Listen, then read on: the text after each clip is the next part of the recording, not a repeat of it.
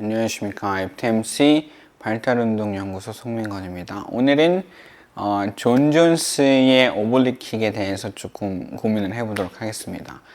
며칠 전에 박시우 선수가 저희 센터 잠깐 방문했었거든요.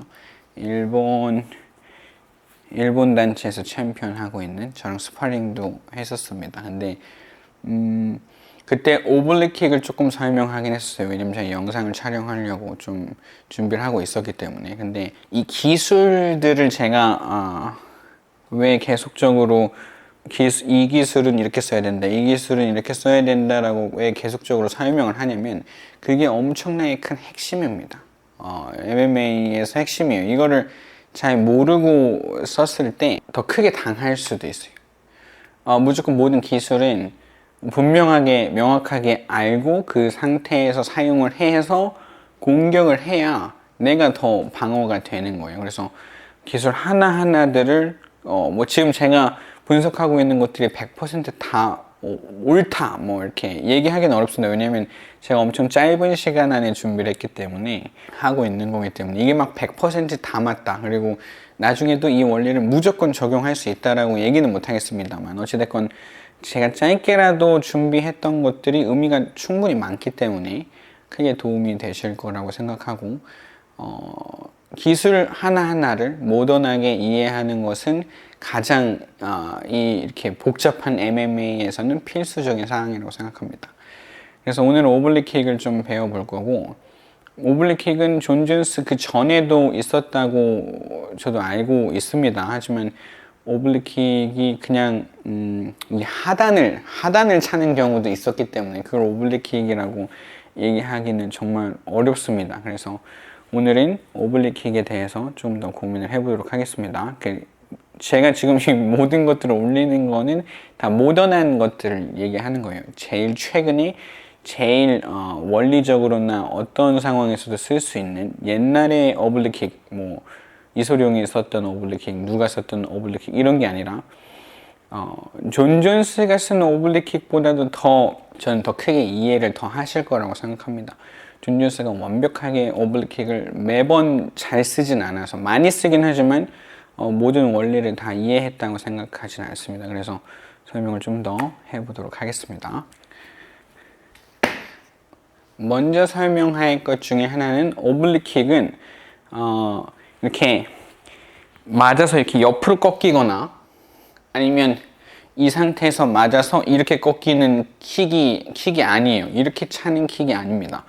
무조건 이 앞에서 뒤로 빡 차서 그리고 특히 여기 정 가운데 니캡을 차는 것도 아니고, 이 무릎 슬개골을 차는 것도 아니고, 이 밑을 차는 것도 아니고, 너무 위를 차도 안 돼요. 위를 차도 뭐 되긴 하지만 너무 많이 위보다는 이 니캡의 바로 위, 여기를 차서 이렇게 뒤로 꺾이게, 이 옆으로 꺾이게 하는 게 아니라 완전 뒤로 확 꺾이게 해서 무릎 탈골과 여러 가지 인대 파손 이런 것들을 계획하는 아주 무서운 킥이라고 생각합니다. 근데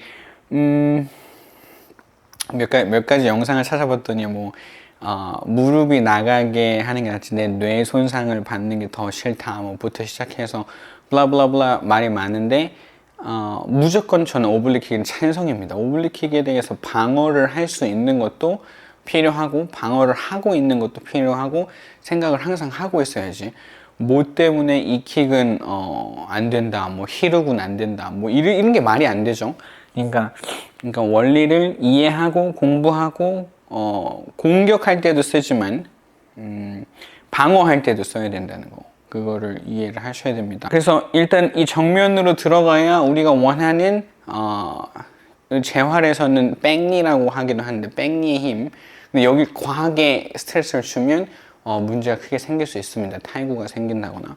그래서 무조건적으로 정면에서 차야 된다. 이 옆에서 차는 게 아니라 정면에서 빡 차줘야 돼요. 그게 제일 오블리킥의 핵심입니다. 두 번째 핵심이 근데 더 클 수 있어요. 이게 공격과 방어를 같이 할 수 있는 거라고 생각합니다. 이거를 박시우 선수한테도 설명을 했었는데 되게 웃긴 얘기는 하지만, 제가 지금 파트너가 없어서 만약에 지금 이게 델라이바입니다. 델라이바 이렇게 델라이바를 걸어놓은 상태다 이렇게. 그럼 이쪽에도 다리가 하나 있는 거고 여기도 다리가 있는 거죠. 델라이바 가드를 걸었습니다. 이렇게 뭐 여기를 다리를 뒤꿈치를 잡을 수도 있고 뭐 바지를 잡을 수도 있고 주짓수에서는 그렇게 하긴 하죠. 근데 델라이바가 이 앞다리가 이 뒷다리 여기 있는 뒷다리 말고 이 앞다리가 이 앞다리가 체중이 많이 실려 있는 상태예요. 여기가. 그래서 여기서 뭐 이걸 당기고 뭐 반대로 얘를 밀어서 이렇게 밀려고 해도 이렇게 밀든 뭐 이렇게 더 당겨 오려고 해도 이 다리에 체중이 많이 실려 있기 때문에 체중이 실려 있는 상태에서는 뭘 해도 안 돼요. 그러니까 델라이바 훅을 걸어 놓고 그 다음에 이 뒤에 다리를 발로 차서 이렇게 차서 밀어내서 가드를 무너뜨리죠. 왜냐면 이 다리에 체중이 많이 실려 있는데 반대 다리에 체중이 같이 많이 실려 있을 수는 없어. 그 만약에 이 뒷다리에 지금 델라이바 가드를 델라이바 가드를 주짓수에서 걸어놓은 상태예요. 이렇게. 그러면 이 상태에서는 뒷다리에 만약에 체중을 싣고 있잖아요. 그럼 할 수 있는 게 너무 많아. 가드를 빼서 이렇게 던져버린다든지 뭐 더 바지를 뒤꿈치를 더 갖고 와서 넘어뜨린다든지 할 수 있는 게 엄청 많기 때문에 이 델라이바 상태에서는 이 앞다리에 체중을 엄청나게 많이 실어놓는단 말이죠. 그래서 이 뒷다리를 밀어낼 수 있어요. 왜냐면 체중이 안 실리니까. 두 다리를 같이 강력하게 체중을 실어놓는 경우는 없습니다. 그러면 일로 밀어버리면 그냥 넘어지는 거라서 두 다리를 강력하게 쓰는 것들은 별로 없어요. 거의 없다고 보셔야 됩니다. 특히 주짓수나 아니면 그래플링 상황에서는 더더욱이나 없어요. 근데 제가 얘기하고 싶은 거는 그래플링에서는 체중이 박혀있는 이 앞다리를 공격할 수가 없으니까 이 뒷다리를 밀어낸다 이겁니다. 근데 오블리킥은 정반대예요. 이 체중이 실린 다리를 무릎을 빠개버린다는 거예요. 이렇게 무릎을 까는 거예요. 그러니까 예를 들어서 체중이 이렇게 실려있는 상태에서 까야지 체중이 하나도 안 실려있고 뒷다리에 체중이 실려있다. 그 상태에서 킥을 차봐서 그냥 이렇게 밀려.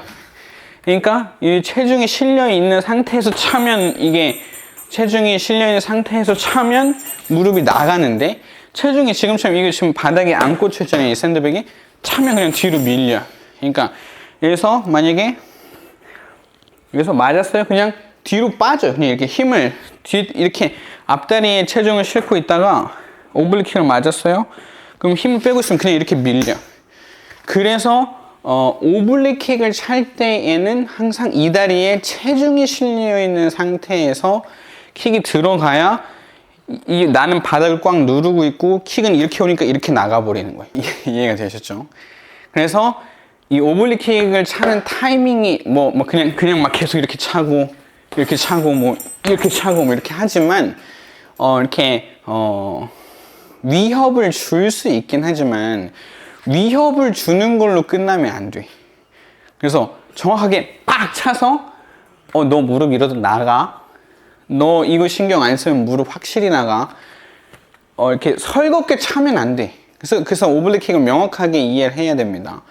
그래서 상대가 잽이 들어올 때, 제가 얘기했죠. 잽이 들어오는 상황은 이 앞다리에 체중이 딱 실려있는 상태예요. 앞다리에 체중이 안 실리고 잽을 치는 거는 복싱에서나 가끔 이런 모션이 나오지. 무조건 MMA처럼 거리가 긴 상태에서 체중이 이렇게 앞으로 실려있는 상태에서 잽이 나가게 되어 있습니다. 그래서 체중이 실려있는 상황에서 얘를 차서 뒤로 보내버려야 되는. 그래서 그 존 존스가 무릎을 나가게 하는 영상들을 보면 가만히 이렇게 스탠스가 좀 더 세워져 있는 상태에서 좀 더 뒷다리도 체중을 실을 수 있는 상황. 이 상황에서 킥이 들어오면 그냥 이렇게 빼버리면 되거든요. 킥이 들어오면 이렇게 들어와 그럼 그렇게 빼면 돼요.